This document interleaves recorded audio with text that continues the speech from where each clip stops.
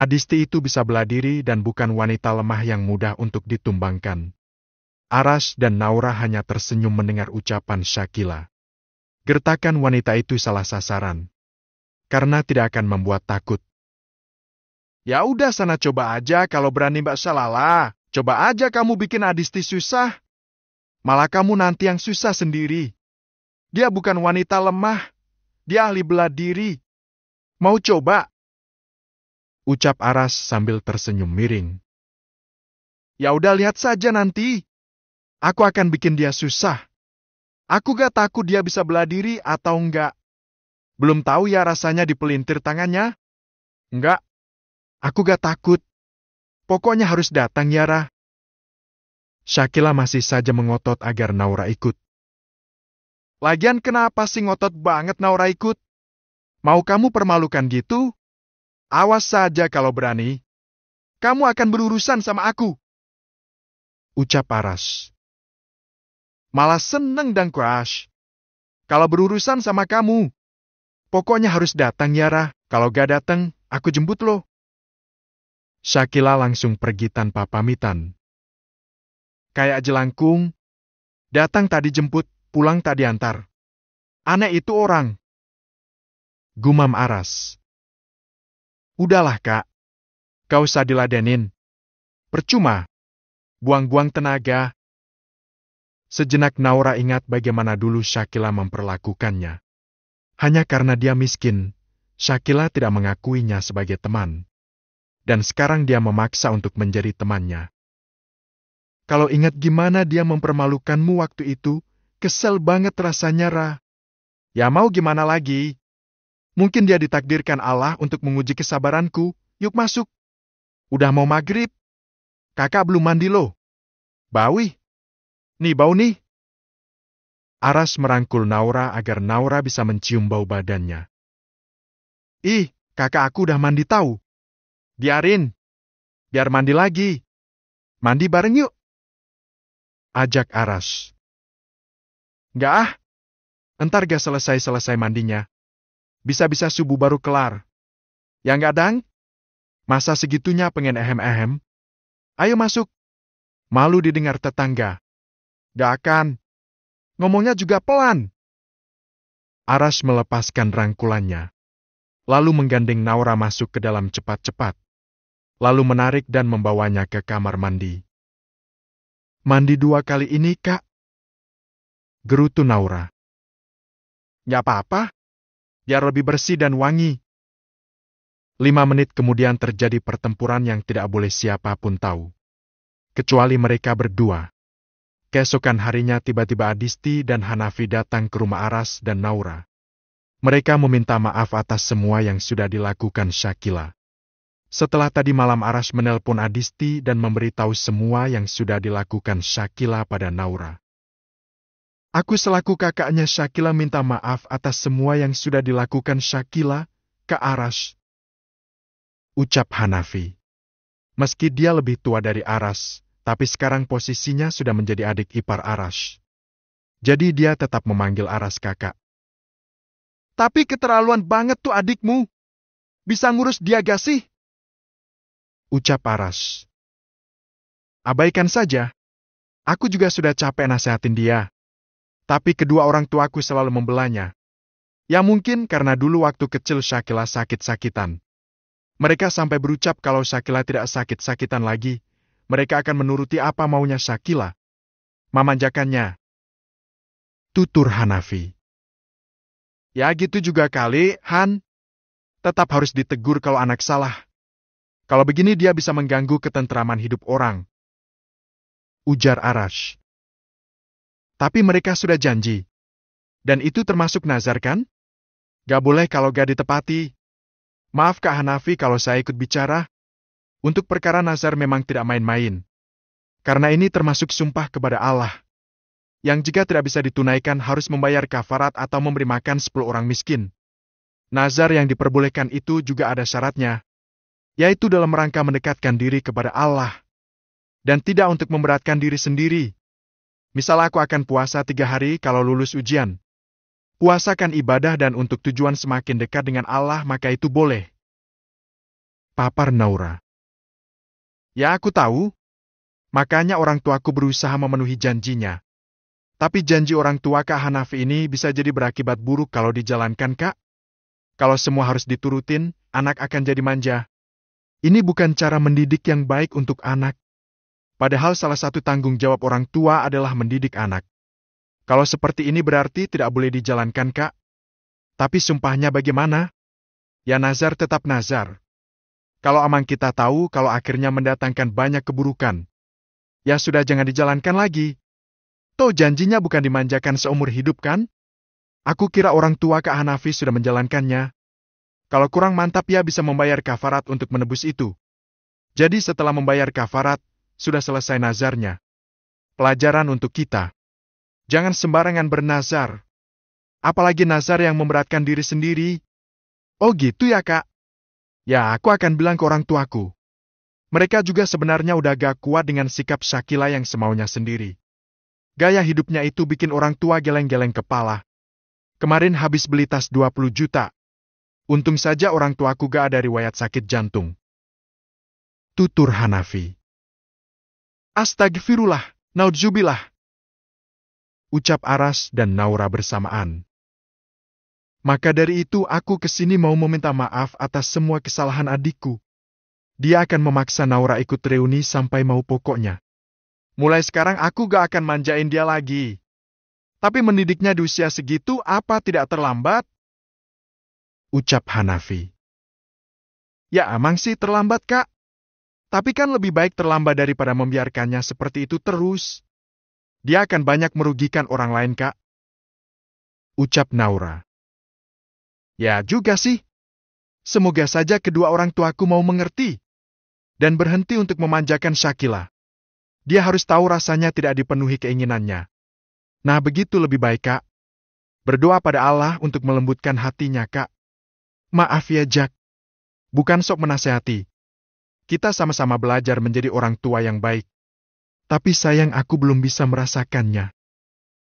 Naura terlihat sedih. Aras yang ada di sampingnya langsung sigap mengusap pundak Naura agar Naura kuat. Iya Kak Naura? Makasih nasihatnya. Tuh dengerin Mas. Aku udah gedek sama sikapnya Shakila. Kita pindah rumah aja lah Mas. Tinggal di rumahku atau beli rumah aja lah. Kamu juga gak pernah tegas sama adikmu kok Mas. Ucap Adisti. Ya. Nanti kita bicarakan lagi. Sabar ya, Dek. Ucap Hanafi. Haft. Adisti memanyunkan bibirnya. Dia tidak sabar ingin segera pergi dari rumah itu. Tapi Hanafi berat pada kedua orang tuanya. Apalagi kalau ditinggalkan hanya bertiga dengan Shakila. Dia tidak tega. Aduh sampai lupa belum bikin minum. Sebentar ya. Ucap Naura. Dia langsung masuk ke dapur untuk menguatkan minum. Kak Aras, hati-hati lo sama Shakila. Dia itu ada rencana buruk untuk kakak dan Naura. Aku dengar saat dia bicara di telepon dengan temannya. Dia itu naksir sama kamu. Dia mau bikin Naura malu di acara reuni itu. Mending kalian datang aja ke reuni itu. Kita bikin dia malu. Senjata makan tuan ceritanya. Gimana? Ucap Adisti. Dek, jangan dek. Ucap Hanafi. Hayo, mau gak aku kasih jatah malam ini? Harus mau Mas. Ini pelajaran untuk adikmu yang songong itu kok. Hanafi hanya mengangguk. Aras masih bingung. Kena batunya. Kok kalian pakai baju hitam putih sih? Kan kita sepakat pakai warna hijau hari ini? Ucap Shakila saat sudah sampai di meja tempat mereka akan menggelar reuni malam itu. Lo kamu sendiri kan yang tadi pagi nyuruh kita pakai hitam putih? Katanya seragam pelayan di sini hari ini hijau. Jadi jangan pakai hijau ya. Begitu katamu kan Syah? Tapi emang bener pelayan pakai warna hijau. Thanks ya Syah. Ujar salah satu anggota reuni itu. Yang lain cekikikan saat melihat Shakila datang. Enggak. Aku nggak nyuruh kok. Shakila celingukan karena dia benar-benar merasa aneh karena dilihat banyak orang. Bukan karena dia yang tampil cantik maksimal, tapi karena warna bajunya yang sama dengan pelayan di resto mahal itu. Masa sih? Setauku mereka hari ini pakai seragam hitam putih.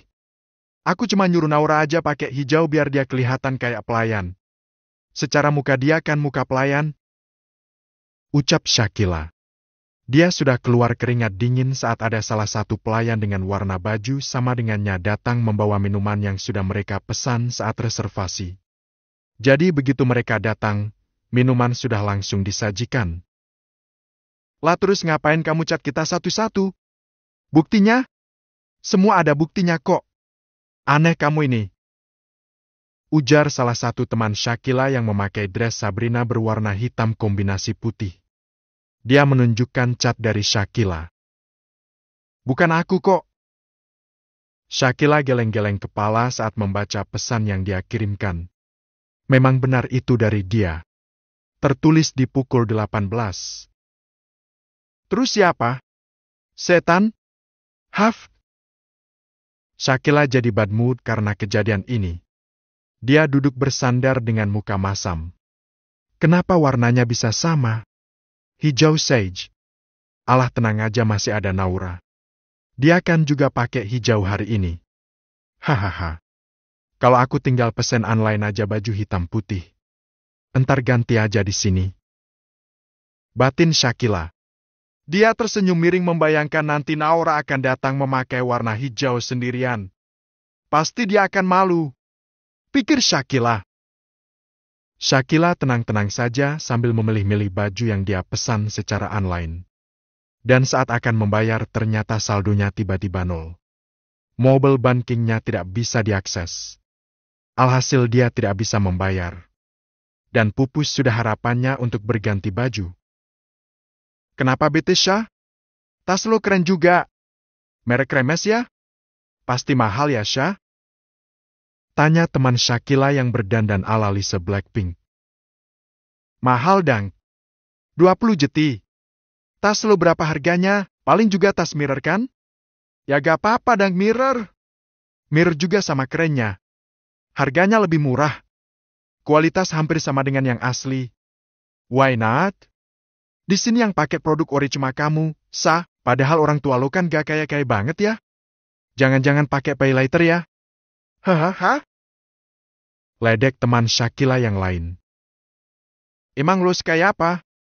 Sorry ya gua anti pay later. Bokap gue masih mampu kalau cuma 20 jeti. Ah sudahlah. Pesan makanan aja lah guys. Pesan sama Shakila aja. Hahaha. Shakila semakin bete. Karena malam itu yang seharusnya dia jadi pusat perhatian karena semua yang dia kenakan barang mahal, sekarang dia jadi pusat perhatian karena seperti pelayan. Dia semakin tidak betah. Tapi dia menunggu Naura datang. Naura tadi sudah janji akan datang. Dan dia tidak sabar ingin melihat Naura dengan pakaian sederhana dan warna yang sama dengan pelayan. Assalamualaikum. Ucap wanita bergamis putih. Dia membawa plastik hitam besar. Ucapan salam dari seseorang ini membuyarkan lamunan Shakila. Waalaikumsalam. Naura bukan sih? Tanya yang berdandan ala Lisa Blackpink. Iya aku, Naura. Kok masih ingat? Masihlah. Sini Ra duduk. Ucap si ala Lisa Blackpink. Makasih. Maaf aku gak pakai baju hijau. Aku punyanya baju putih. Baju lebaran kemarin. Hehehe. Ucap Naura dengan polosnya. Dia tahu ada Shakila juga di sana yang sedang memperhatikan gerak-geriknya. Kan memang kita pakai hitam putih kok. Kamu beruntung Naura. Padahal Shakila yang suruh. Malah dia yang pakai hijau. Mau nyamain pelayan. Hahaha. Semua tertawa dan melihat ke arah Shakila. Bukan aku. Aku udah bilang bukan aku. Teriak Shakila. Udahlah seralu Syah. Yang jelas lo yang kirim pesan. Tapi untung aja sih lo kasih tahu. Kalau nggak kita udah kayak pelayan baru semua di sini. Hahaha. Shakila memanyunkan bibirnya. Dia semakin kesal karena rencananya untuk mempermalukan Naura malah berbalik kepada dirinya. Sudah-sudah gak apa-apa. Shakila tetap cantik kok pakai baju itu. Ucap Naura. Naura, kamu kuliah di mana sekarang? Itu yang kamu bawa apa? Kok gede banget plastiknya? Tanya teman SMP Naura yang lain. Aku gak kuliah. Aku sudah nikah sekarang. Dan sekarang aku jualan basreng. Ini aku bawain basreng buat kalian. Naura membagi basreng satu persatu untuk teman-temannya. Teman-teman Naura terlihat senang dan antusias menerima basreng pedas buatannya. Kang Basreng? Kayak pernah dengar. Apa yang jual sama dengan bakso mekar Kang Basreng yang pernah viral itu? Tanya teman yang lain. Iya benar. Kang Basreng itu julukan untuk suamiku. Dulu anak-anak sekolah yang panggil. Jadilah sekarang jadi merek dagang. Ucap Naura dengan rendah hati. Wah keren ya Naura. Dia selangkah lebih maju dari kita. Kita masih jajan minta orang tua. Tapi Naura udah jadi pengusaha basreng. Alhamdulillah. Masih merintis kok. Ayo dicobain. Kalau suka bisa order lagi loh. Hihi. Ucap Naura sambil tersenyum. Sedikit pun dia tidak ingin membahas masa lalu meski yang di depannya ini adalah orang-orang yang pernah membuli dia waktu SMP dulu. Iya ya aku cobain. Duh kayaknya enak. Aku suka pedas. Semua teman Naura yang katanya orang kaya itu mencoba semua basreng yang dibagikan oleh Naura. Mereka terlihat suka meski tampak kepedesan. Ih, pada norak sih.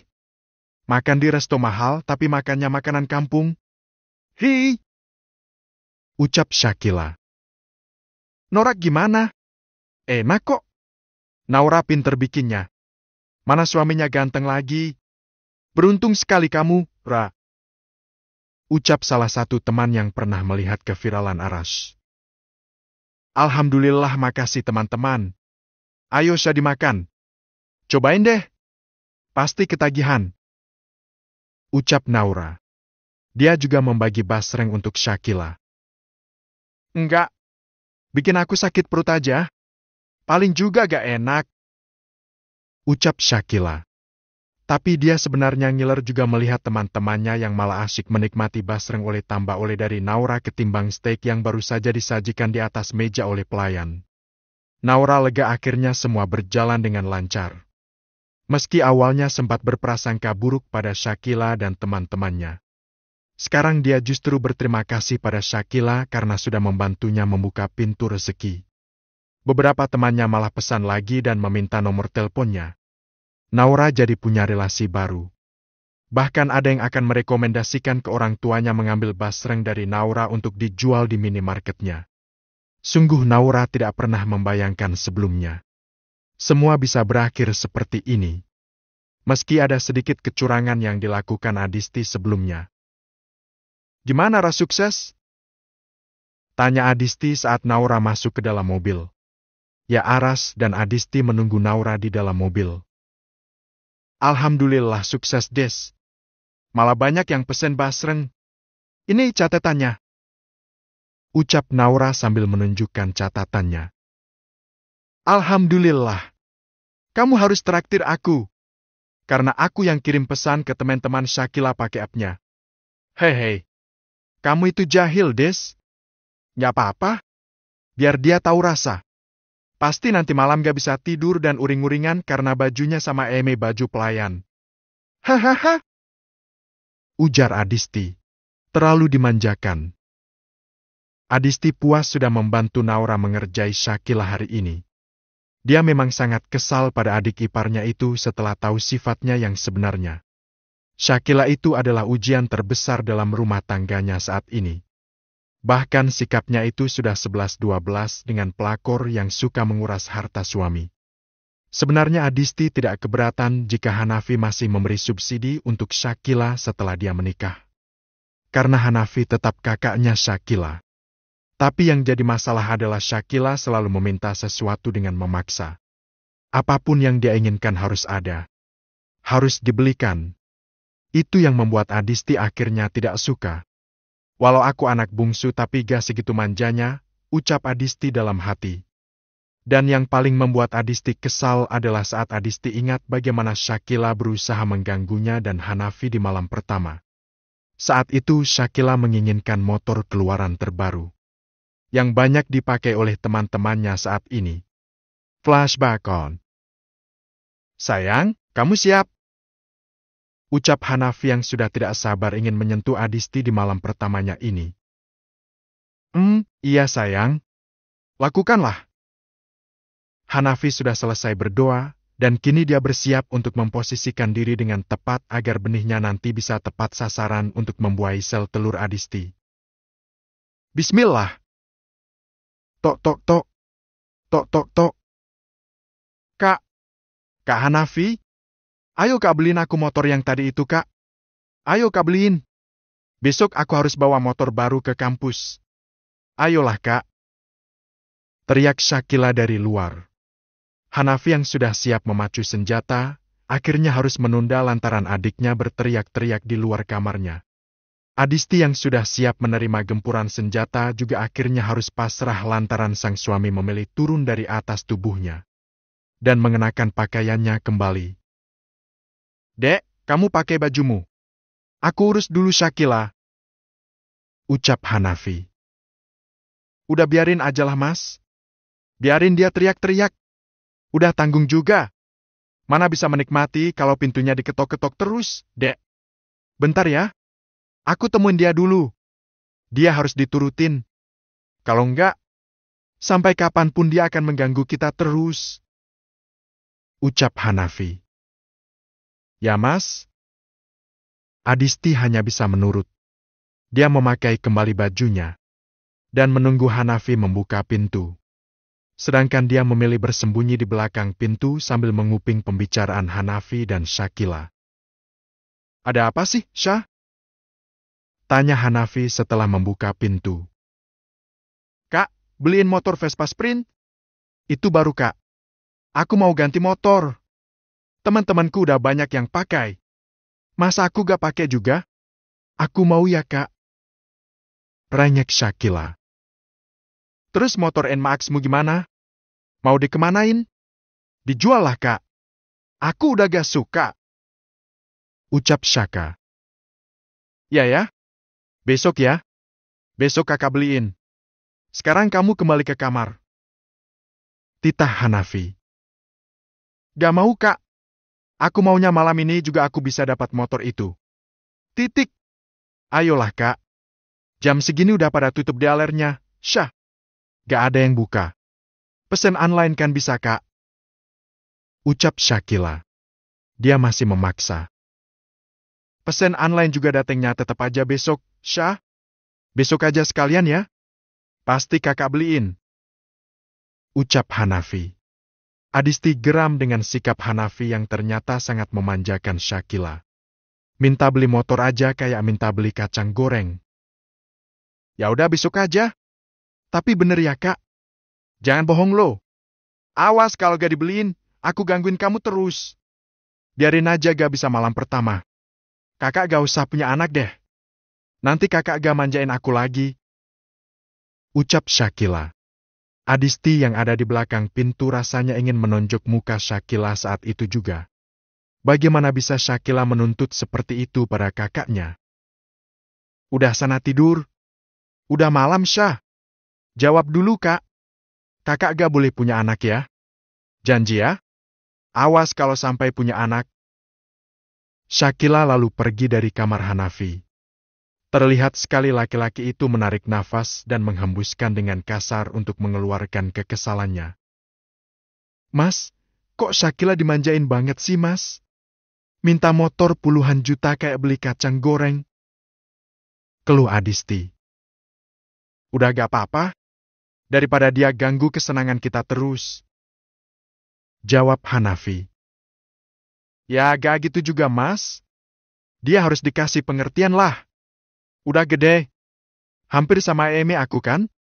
Gak apa-apa, Dek. Kata ayah ibuku gak boleh menunda keinginan Shakila, Dek. Alasannya apa? Manjain anak itu gak baik, Kak. Apalagi untuk beli sesuatu yang pada dasarnya gak butuh. Dia itu cuma buat gaya aja. Nanti kalau ada tren baru lagi, dia akan ikuti. Kamu dan orang tuamu yang akan susah nantinya, Mas sudah jangan turutin. Ucap Adisti. Dulu dia waktu kecil sakit-sakitan dan orang tuaku saat itu bernazar kalau Shakila sembuh dan tidak sakit-sakitan lagi, mereka akan menuruti apa maunya Shakila dan manjain Shakila. Alhamdulillah setelah nazar seperti itu, Shakila sembuh. Dan sampai sekarang jarang sakit. Jadi mulai saat itu ayah dan ibuku selalu memenuhi permintaannya. Tutur Hanafi sambil mengingat masa lalu. Ya gak gitu juga caranya, Mas. Aku juga anak bungsu. Tapi aku gak pernah manja. Papaku keras. Cuma Kak Arfan yang apa-apa diturutin karena Kak Arfan selalu jadi anak penurut. Tapi ya gak segitunya juga beli yang gak penting cuma sekedar untuk gaya aja. Terus gimana? Ayo lanjutin lagi. Shakila udah molor paling.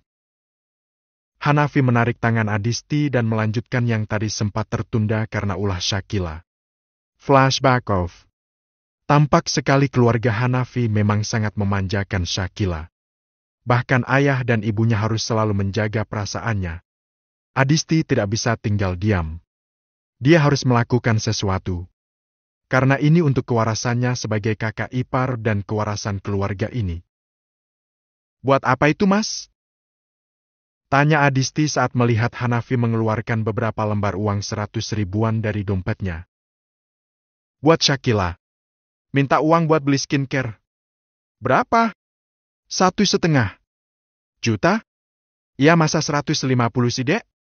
Mas, sampai kapan kamu mau manjain Shakila terus seperti ini? Kamu udah punya keluarga. Aku gak ngelarang kamu kasih uang sama adikmu. Tapi apa uang 1,5 juta itu cuma hanya untuk beli skincare? Aku aja cuma pakai bedak bayi. Itu kebutuhan pokoknya, Dek. Aku udah kasih sejak sebelum kita menikah.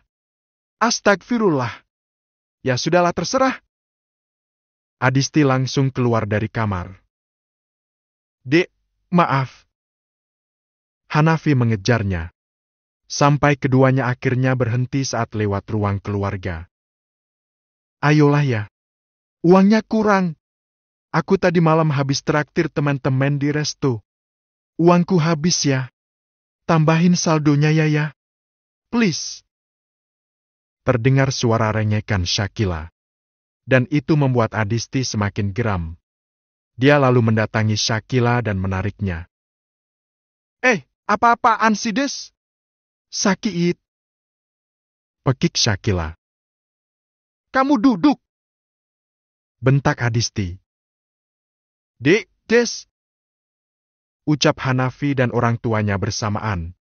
Mereka terlihat khawatir tapi tidak melarang dengan apa yang akan dilakukan Adisti pada Shakila. Aku mau bicara sama kamu. Dengerin pakai telinga. Otaknya diisi biar pinteran dikit jangan jadi otak udang. Adisti tahu orang seperti Shakila tidak akan menangis hanya karena gertakannya ini. Shakila harus diberi pelajaran. Dia kasihan melihat kedua orang tua Hanafi. Mereka bukan pengusaha kaya raya. Tapi harus dibebani dengan biaya hidup Shakila yang tinggi. Mau ngomong apa sih nenek lampir? Dua orang tua. Adisti sudah membereskan Shakila dengan caranya. Buat Adisti, Shakila tidak bisa dinasehati dengan cara lemah lembut gemulai. Harus tegas, singkat, padat dan jelas. Agar Shakila bisa langsung bisa berpikir. Syukur-syukur bisa mengena di hati.